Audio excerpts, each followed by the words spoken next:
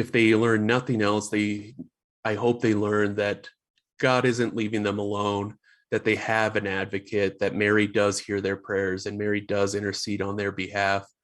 And that ultimately, especially in these very strange times where it can seem chaotic, and I don't know what's going to happen on the news from day to day in the United States, but we're not just left to the chaos. Mary is still here. She is advocating for us.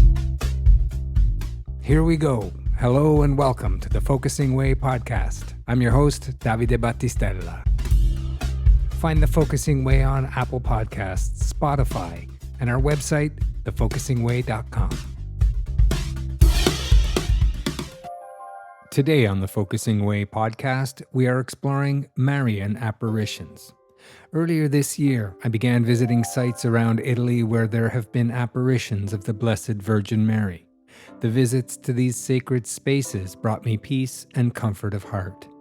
Whether you've heard about the Blessed Virgin Mary, thought about her, prayed to her, or admired her, you will be fascinated by a new and definitive volume put together by the Sophia Institute Press.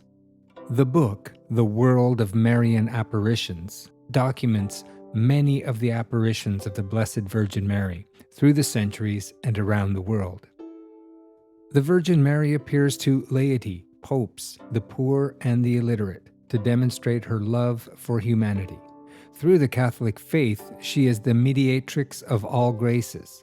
Every grace you receive from God comes through her. She's also a messenger who appears and presents great miracles, like the miracle of the sun witnessed by 75,000 mostly non-believers in Fatima, Portugal in 1917. And joining me now is Micheal Kichens from the Sophia Institute Press. Micheal, thank you so much for joining us today. Thank you, David, for having me here. It's great to join you and your audience. I really appreciate it. And let's begin, if you could, just give a little bit of an explanation of how the Catholic Church determines an actual apparition of the Blessed Virgin Mary. It can be a very long and arduous process, if I'm honest, especially for people who have particular devotions to some of these apparitions. But what happens effectively is it starts at the local level. The bishops, he'll send often a priest who has a background in Marian theology or has a little bit more knowledge. And this will be observed and investigated. Any witnesses will be talked to make sure that they're people who are not prone to lying, people who aren't necessarily suffering from any hallucinations or anything like that. If it makes it through the local level and eventually the bishop allows it for private devotion, that's what we consider approved at the local level. So that's the first step in getting it approved by the church. For it to be universal, for it to be a place of pilgrimage and things like that, that has to go through the Congregation of the Doctrine of Faith, which was what Pope Benedict was the head of until he became Pope. In earlier years, it was also called the Holy Inquisition.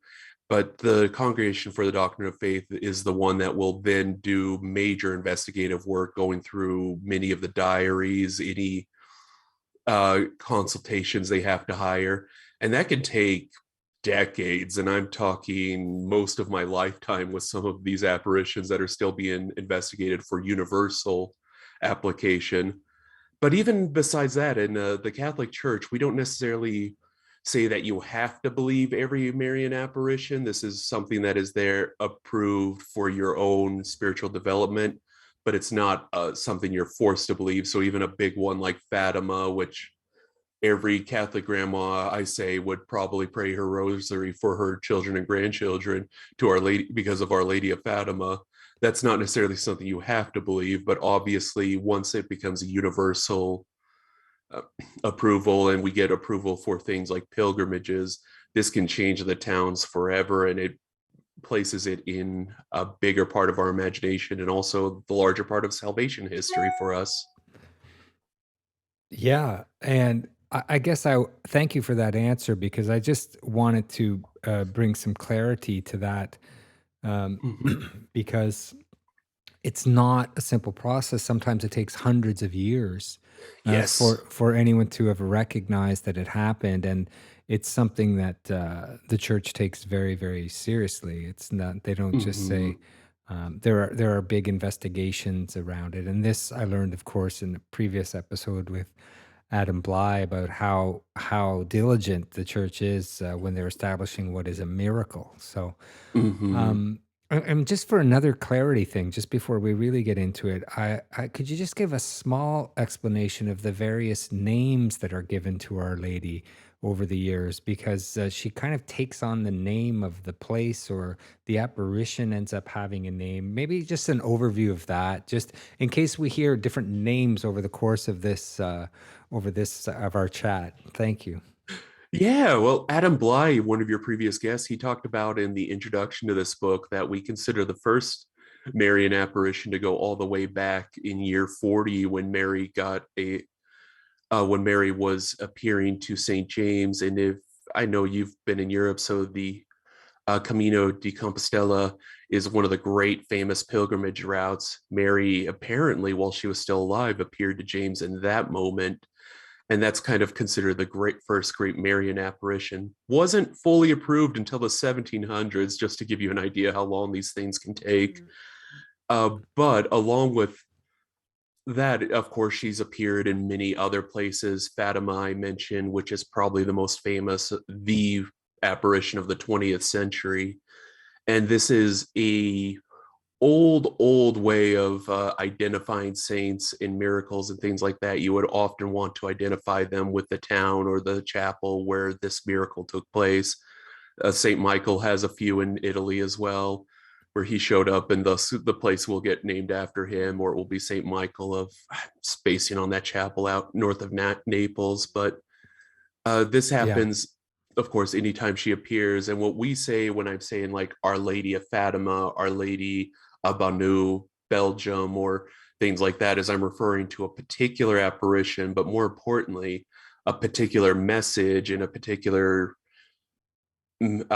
emphasis Mary wanted to bring to us in that particular place. And sometimes it could be as small as her apparition in Egypt, which was the silent apparition, where she said practically nothing and just wanted people to know that she was there watching over the various Christians Uh-huh. suffering in Egypt. Yeah. But other times it's to emphasize in Fatima, it becomes the rosary apparition, because that is her big emphasis, to keep praying, to offer first Saturdays, to offer uh, sacrifices for the world. That World War I just ended. We were about 30 years from the next World War, so it was kind of a warning of the 20th century. Yeah. But where I'd really like to start for us today is that very notion that Our Lady represents, and that is of the mother and the family. And Our Mm. Lady is the mother of God, and the Holy Family is a cornerstone of the Catholic faith.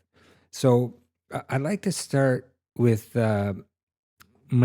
Mariamonte's visions in the United States, if we can. And Yeah. the reason I want to start there is that these visions that occurred in the US came to this woman whose name we don't know. She's just known as Mariamonte. And Our Lady chose this married mother and emphasized how much a silent and hidden life counts. So, can you just talk a little bit about Mariamonte's visions in the I would US? love to. This is the fun thing about it. This was in Rome City, which is all the way out in Indiana. It seems almost a little too perfect. A place called Rome would have a Marian apparition. But what's also delightful about this for me is it's not. This book covers the last 200 years of apparitions, so it doesn't cover quite the Wisconsin apparition that happened, which was another site where Our Lady of America was known and made her name known. But one of the things, to give you just some background, Our Lady Mary is technically our patron of the United States under the title the Immaculate Conception. That's why if you go to DC, the great Catholic shrine there is the National Shrine of the Immaculate Conception. Hmm. It's because our bishops in the 1840s, I believe, right after the Civil War, placed the protection of the United States under her. And this was responded to by Marian a couple ways through some smaller apparitions. Rome City is one that even people I know in Indiana, I'd never heard of it maybe till 2 years ago. But she began appearing to someone by the name of Saint Mary Ephraim in the 1950s. I believe the first apparition happened in 1956. Mm-hmm. Saint Mary was from Austrian immigrants, as so many of our great Catholic sites are. She but she found a but she had a devotion to Our Lady of Lourdes before that. And so Mary coming in and proclaiming herself to Saint Mary Ephraim initially was just something that unbelievable for many of us. But she kept showing herself to Saint Mary Ephraim. Even when Mary Ephraim moved from Rome City to Cincinnati or even DC, she was often talking with Mary. Now, what she has often emphasized in this is the continuation of her mission, even from Lourdes. It's an assurance that she is praying for the United States, and that under her mantle of the Immaculate Conception, the United States could seek out to her and pray to her. And she told people to pray to her Immaculate Heart for not just daily, but also for any miracles we would need. And again, this is where the title Our Lady of America, meaning we put the United States of America under her mantle, continues on. And this is, we still haven't defined that title for her. That's not a universal title yet, but it's one that's been revealed enough that even cathedrals and our bishops have started to refer to her as Our Lady of America. Because the phenomenon is global, and as you mentioned, it happens in many countries. And of course, the apparitions at Fatima are among the most famous in history. And there, Our Lady appeared to three poor children, two of whom became the youngest saints in Catholicism. And the other is Sister Lucia, who was able to both hear and see Our Lady, and also wrote down three very famous secrets dictated to her. So, but what I wanted to talk about was, could you talk a bit about Lucia's life before the famous apparitions when she was a small child? As it kind of seems to indicate that how Our Lady, through God's grace, seems to prepare the way for Lucia's life, and then later what she would hear and learn about at Fatima, and then carry as a Catholic sister for the rest of her life. Yeah, she was born to a peasant family in Portugal right at the end of the 19th century. I'm sorry, actually, at the beginning of the 20th century. She was born to a peasant family. They weren't by any means like super poor or anything. They owned land, they had flocks, they were doing pretty well considering the times. But Portugal itself, before right leading to the apparitions, was undergoing a lot of reconstruction. There was, of course, the battles between communism and fascism and all the other horrible ideologies of the 20th century. Mm-hmm. And she was, I want to say she was roughly about, she had just, she had either received the sign of the cross or was about to receive the sign of the cross by the time that she remembered seeing the apparitions when they first began. But before that, she had a very large, she was one of 6 children, I believe, Mm-hmm. very large, very devout Catholic family. Her family did take her to be baptized when she was an infant. Uh, Her catechesis she mostly got from religious sisters and also her family. And of course, and this prepared her for when she would meet initially the Angel of Portugal, which was in itself like within Catholic theology and history, because we're taught that angels are even assigned over nations and cities as guardians, much like how we have a guardian angel. Mm-hmm. So the fact that an angel calls himself the Angel of Portugal is already something very much a big deal in Catholic history. It means that she got to meet one of the guardian angels of a nation. Yeah.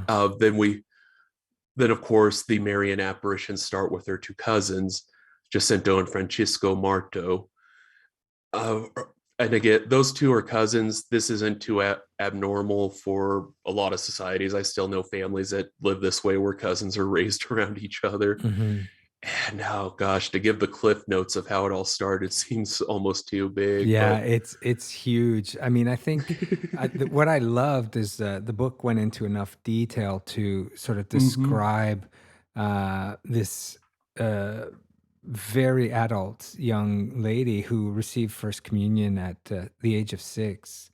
And yes. there was a protest against that by the priest who was supposed to administer it, but her local priest had told the bishop, "Look, this girl is catechized better than anybody around." And she was 6 years old at the time. So I just thought it was a beautiful indication that of how Our Lady operates, and the fact that she will grant the graces to the people often many years before they are called.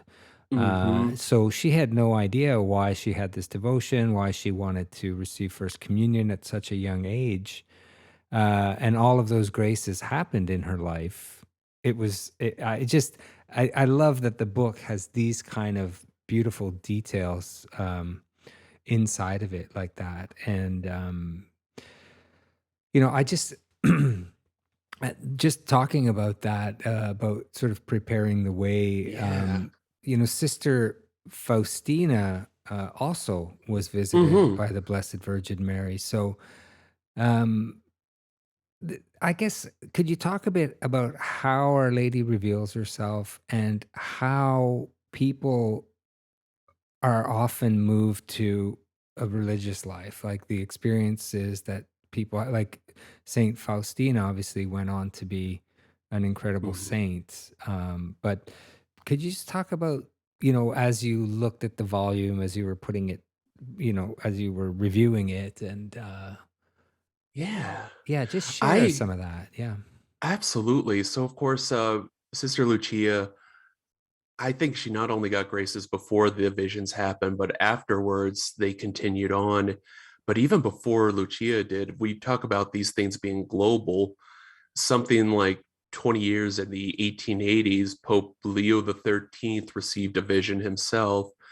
This was the one that inspired him to want to write the St. Michael's Prayer because he had a vision of the devil and God having a conversation and the devil being given reign to do what he wanted to the church for a time. And this was a terrifying vision that also was echoed in Our Lady's Fatima visions, where she was warning of a great trial to come to people. Some people thought it was World War II. Some people thought it was communism. I tend to think it was the entirety of the 20th century she was warning us about because of in my heart of hearts, I truly don't know how the human race survived the 20th century. I just look at all the tensions and terrors, and I Yeah. do not know how we got through it. But Yeah. when it comes down to it, it's like because somebody was watching over us. Hmm. And we see that through Mary, she has not only put Saint Sister Lucia, or when she was just the little girl Lucia, in the right place at the right time, she had the Pope in Rome also hearing and receiving visions. So here we are in modernity between the world wars, and there God is still working through his mother to make sure that we are able to stay faithful and maybe survive through the 20th century to continue the human race. Hmm. I think there's also, for me, I what I love about all these apparitions, even the silent ones, whether it's Knock in Ireland or Zaytone, Egypt, as I mentioned before, that sometimes it's just silence because anyone who's been through a rough time knows how much just having the presence of a friend, just having someone who loves you and cares about you present, they don't have to talk, they don't have to do anything extraordinary, they just need to be there. And I think Mary understands that at a very personal level, that sometimes we need to be reminded that there's something beyond the grind of everyday life of just working and keeping our heads down and wondering if the governments are going to launch the nukes today or tomorrow. Mm. There's more to it. And it's strangely comforting, is the word I would use, to Yeah. know that it's still out there and that there's order to the chaos, is the best way I would phrase it. Yeah. Yeah, there's a movement in people's hearts of feeling Mhm. loved, and as you work through the book, you just keep you feel like you're experiencing very, very personal friendships emerging, but they're Mm-hmm. being shared for the whole world.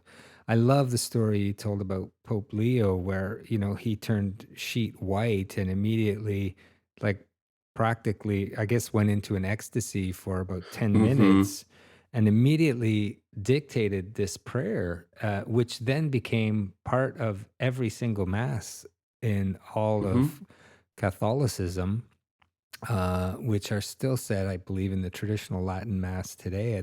They're called Yeah. the Leonine prayers, uh, and to ensure that every single Roman Catholic on earth was praying to defend against this vision that he had seen. So, yeah, it's just so they the the whole thing is full of wonder and awe, and Mm-hmm. I just want to move it over to a couple of specific things. Please. So, there's a lot about the rosary, right? And we Yes. we know that the rosary was given to Saint Dominic by the Blessed Virgin, and he used it to great effect with his Dominican friars to convert people to the Catholic faith. Mm-hmm. But maybe you could talk a little bit about the special place the rosary has when it comes to the apparitions. Sure. So, talking about Leo the 13th, one of his many nicknames was the Rosary Pope because he had written several encyclicals to encourage praying the Rosary. He also, Leo the 13th is one of my favorites, so pardon me if I go on too long about him, but he also very much encouraged devotion to Saint Joseph. We're here at the end of the year of Saint Joseph, Hmm. and he encouraged, called him the universal patriarch, put out encyclicals to make him one of the great patrons of the church. But the rosary was something that he encouraged in everyone, believing it would be the thing that would save the world. This was something that was echoed in Fatima, of course, where Fatima, Our Lady, introduced us to a new prayer that many of us still recite. It's the prayer where we say, it ends with lead all souls to heaven, especially those in most need of your mercy. Hmm. uh, it's a prayer specifically to save the world, literally and spiritually. uh, and this is something that again and again happens. Our Lady of Belgium, where she revealed, among other things, a desire for us to keep praying the rosary. Hmm. We talked about Rome City, which was a special devotion to Sister Mary Nazarene. And and then, of course, one of the more interesting visions that Padre Pio had, his Laughing Madonna. Yeah. Padre Pio encouraged everyone to pray the rosary, believing it was the prayer to help save souls, but also to help save the world. And so we get it again and again, that this one special tool of prayer that's been with us since the early medieval ages keeps coming back again and again as a refuge, as a comfort, but also as a really effective tool, something we can do as the faithful to see that our friends, our neighbors are saved Hmm. from the terrors of the world, but also the terrors of the afterlife. Yeah. Yeah. Um, That's so true. And as you mentioned Padre Pio as I was thinking Yes. about him. It's really great, the synergy that's happening here. But one great anecdotal rosary story I have of Padre Pio was that Yeah. they say, it's said that he prayed the rosary constantly, and as he Mm-hmm. was had gone to bed one evening, he said to the person who was assisting him, "Could you reach into my robe and grab my weapon?" And the young priest said, What are you?" And he went in and he looked and he said, "There's no weapon in here. All there is your rosary." And he said, "Well, what do you think it is?" So I really just like that story. Um, Mm-hmm. so we're talking about saints and popes, and of course we've mentioned Fatima, where Our Lady, you know, revealed herself to these poor children, and there have been many children who've had these apparitions. Can you talk Mm-hmm. about the fact that they're often experienced by children, and what your sense of that is? Yeah, actually, I think this is a very seasonal reflection, but when we look at the infancy narrative of Christ, of course, the angels are appearing to Mary, they're appearing to Elizabeth and Joseph to tell them of this great event happening. But the incredible announcement, with all the host of angels and all their glory and their songs, they appear to who else but shepherds hanging out in the out on the sides of civilization. Right. Uh, I think there's something to this. G.K. Chesterton, a great Catholic of the 20th century, talked about, like, when we talk about traditions and handing on of things, one of the things we noticed is it tends to come from the sides of our culture, because all of us, people like me who live in big cities, we tend to be more trendy. We tend to be going on to the next thing. Right. But the things that we need to hang on to are going to come from more rural, more rustic areas. And I think especially to children, this is true, where being a kid is scary. Being a kid is a terrifying experience. All the adults kind of seem to know what they're doing, but then there's that realization. I know for me, it was about 11 years old where I realized, oh, wait, the adults don't have all the answers like I thought they did. That's even scarier. Mm-hmm. And there's Mary coming to them, and and in these cases, they don't have to have the arguments you and I would have. They don't have to have the arguments in their head of like, well, am I actually hearing this? Am I actually seeing this? Mm-hmm. They're coming to the children who are already learning about this, already eager to find a strong and loving adult presence in their life. And they're bringing the best adult presence you could have, a mother who is a mother of all your life from your death until your afterlife. And we go back to the shepherds for the infancy narrative, and I think it's because God really does want the poor, the outcast. He wants the people who are in most need of his mercy to hear him first. And through that, it can often be the shepherd children of Fatima, or it can be a sweet teenage girl at Lourdes, Bernadette. And what we find in all these cases is, unlike, even as much as I want to think of myself as a good, faithful Roman Catholic, I think if Mary gave me a mission, I would just doubt the entire time and question the entire time. But you don't see that in these children, especially the Fatima children. They were ready and willing and faced most of their obstacles from the other adults around them. Yeah. Yeah, that theme of obedience does come through. And, you mentioned something really important because in this modern world we live in, we really live in an age of proof, of video evidence, of Mm-hmm. photographic evidence. And as I went through the book, I was like, there is mountains of proof in this book. I mean, this is a 400-page book of proof. Mm-hmm. And we can talk about, I mean, the fact that the visions in Cairo, or the apparitions in Cairo, were Mm-hmm. were televised. Tens of Yes. thousands of people saw that. But with all of that, or I'll just put out this other number, 75,000 people at Fatima saw the miracle of the sun. That is not any kind of a small number of people. That's a football stadium full of people who Mm-hmm. witnessed miraculous events, yet they still seem obscure, and they've been, sort of pushed aside or uh, taken as folklore. Right. Why do you think there's still so much doubt about this stuff? That's a question I have. Like, when I was first learning about those apparitions in Cairo, uh, they're significant because the church Mary was appearing at Cairo was said to have been built over the house where Joseph had kept the Holy Family when they had to run from Herod. Because as we know from the Gospels, they fled to Egypt for a while and then Right. came back eventually.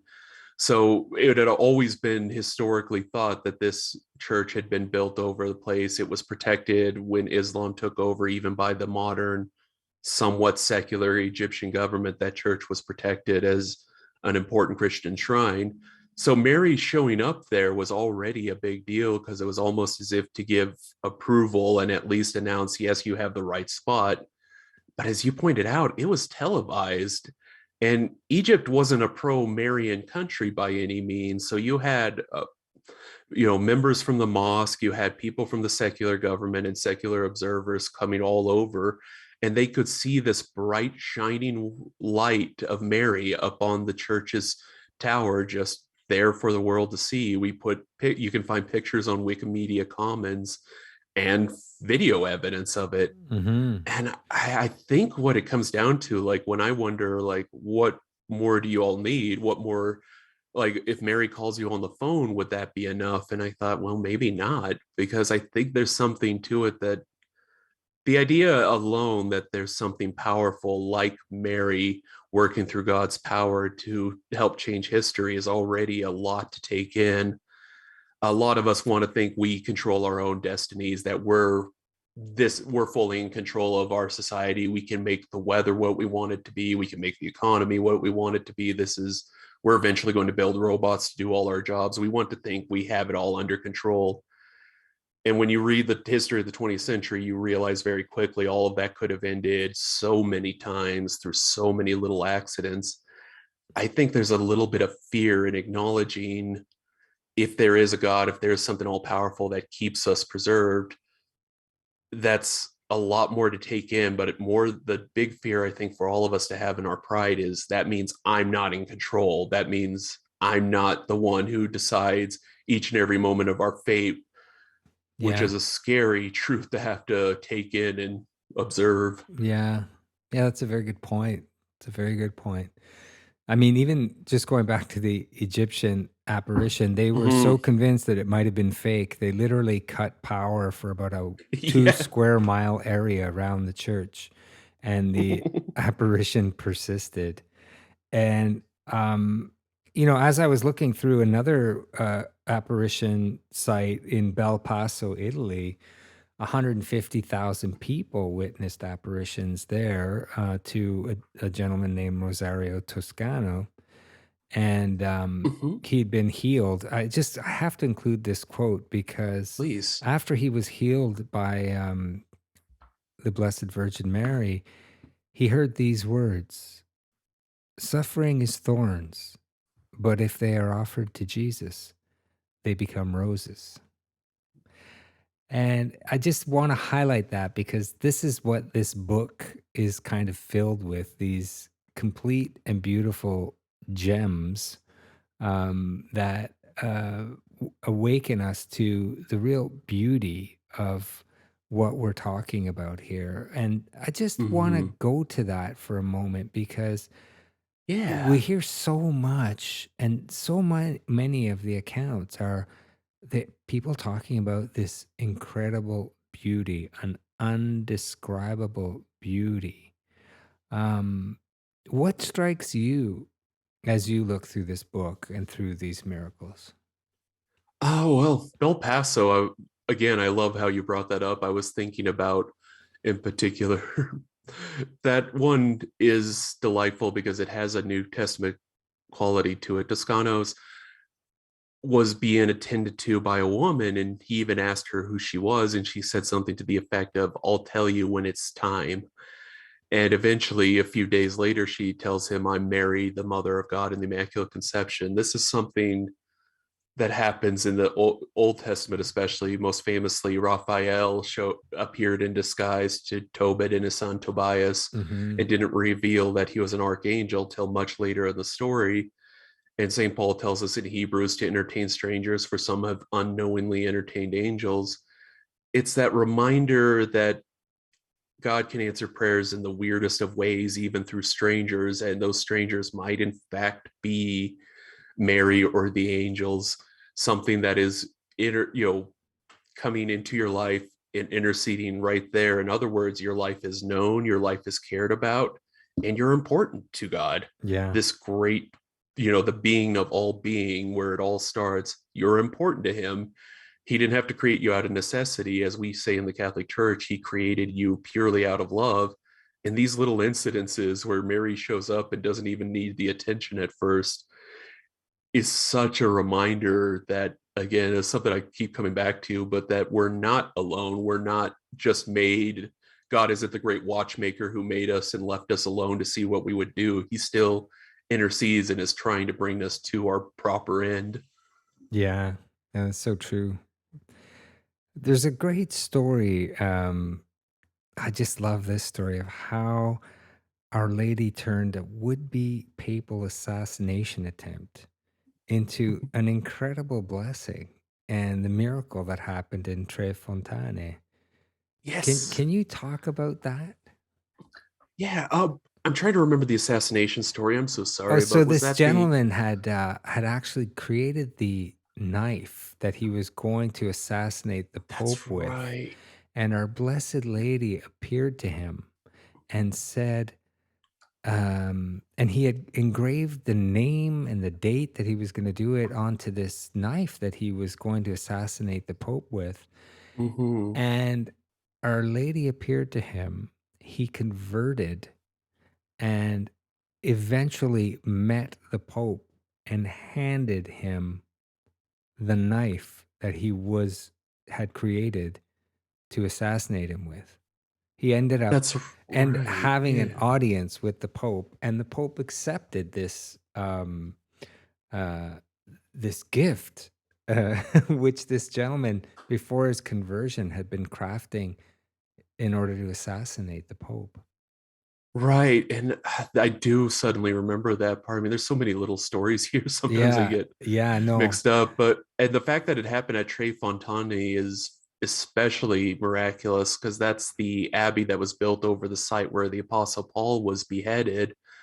And we just think about like who else better to represent the impossible conversion than Paul, the man who was on his way to persecute Christians before being knocked off his horse and having Jesus himself revealed to him. right. You know, an impossible, uh, a conversion that is so impossible the other apostles couldn't believe it and had doubts about it. And that's exactly what we see here is there's a man who was ready to carry out an assassination after being influenced by German Protestant and German uh, propaganda for so long. And what he gets converted by again such an impossible encounter, meaning that his heart was ready to be changed. He just needed that little push. And I just think the shadow, but of doing that in the shadow of St. Paul to me is one of the coolest things ever, because Yeah, it's again showing the continuation of God's history. yeah. There's so much. St. Paul is then becomes responsible for almost half of the New Testament, Mm-hmm.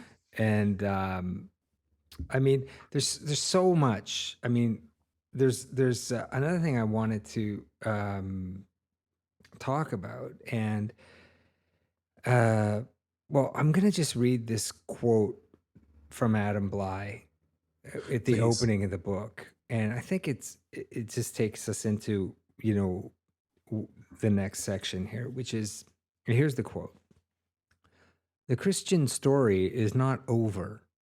We cannot sit back and just wait for heaven to be handed to us. We must struggle and fight the good fight. The Marian messages are repeated warnings and encouragement to make the right choices, to win the prize, and to attain the joys of everlasting life." That's Adam Bly, the author of The Catholic Guide to Miracles. And as I was reading through this book, this theme began to emerge, and a personal thought also that our Blessed Lady is not only loving, kind, merciful, but she's a real warrior. Mm-hmm. And I'm thinking specifically about Lebanon, where she literally intercedes to stop bombs, and but also Poland, where she appeared on the battlefield. Um, Mm-hmm. can you talk about those miracles that those where she's Absolutely. assisting in battle?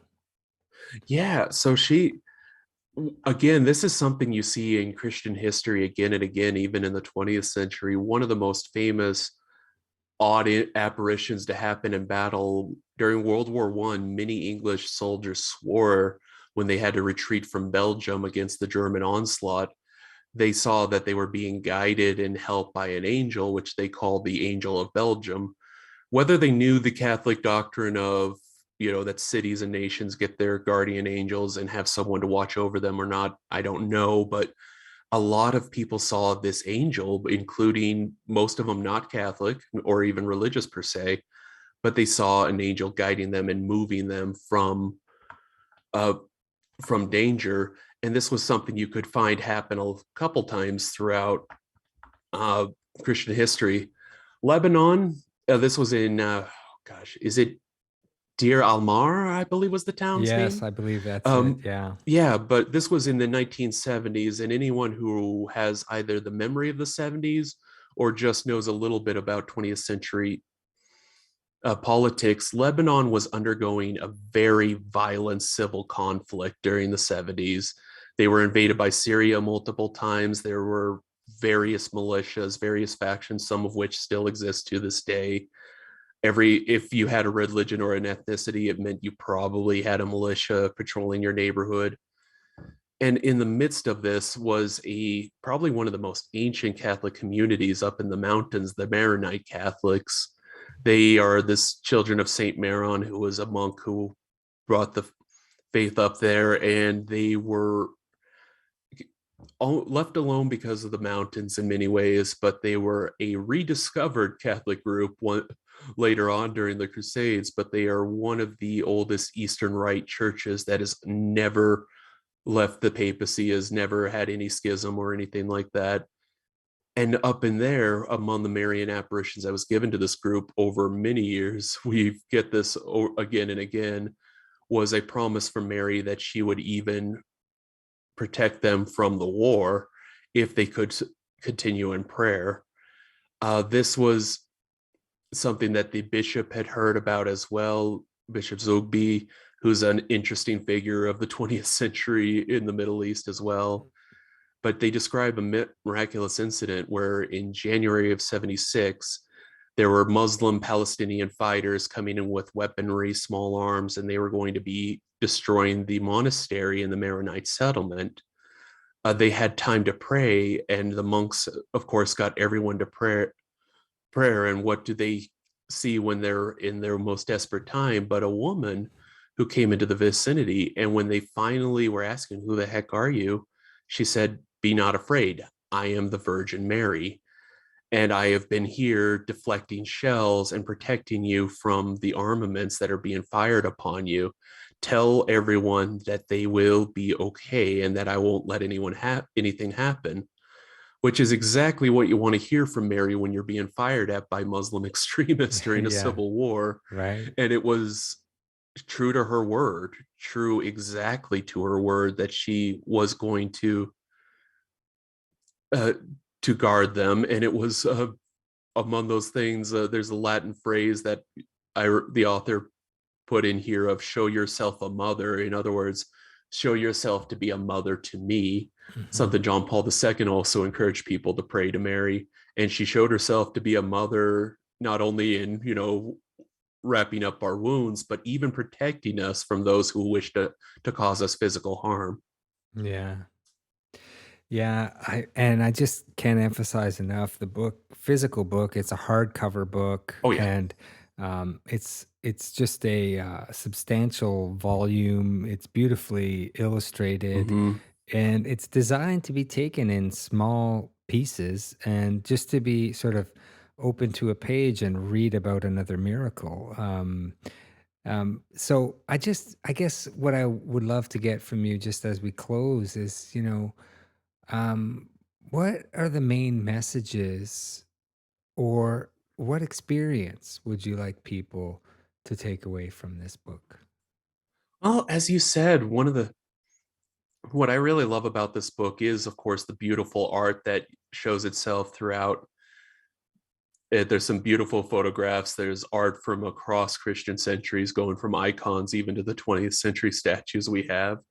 In many ways, I don't know if people even use coffee table books anymore. I love them still, but it acts as a little bit of a coffee table book that also shows you a wider story by just giving you 2 or 3 pages in each story. And I hope what people get out of this more than anything is that this is just the last 200 years of Marian apparitions.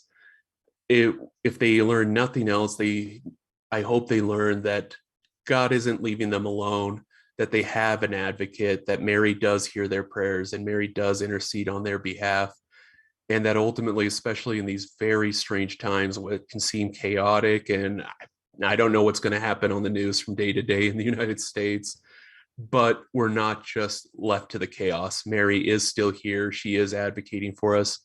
And if you continue praying and if you continue hoping, there's a good chance that Mary is going to intercede for our country and to save the world that is ours.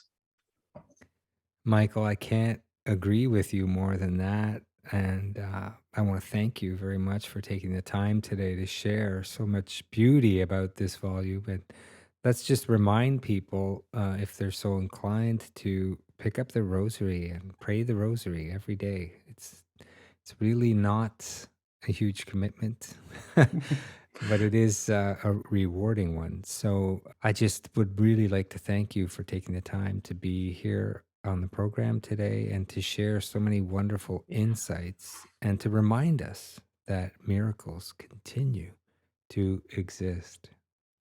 And thank you, David. I always love talking about these subjects. I can go on and on forever about a few of them, but thank you for letting me share.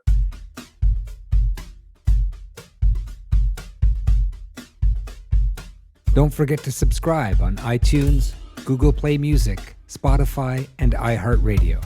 And visit our website at thefocusingway.com.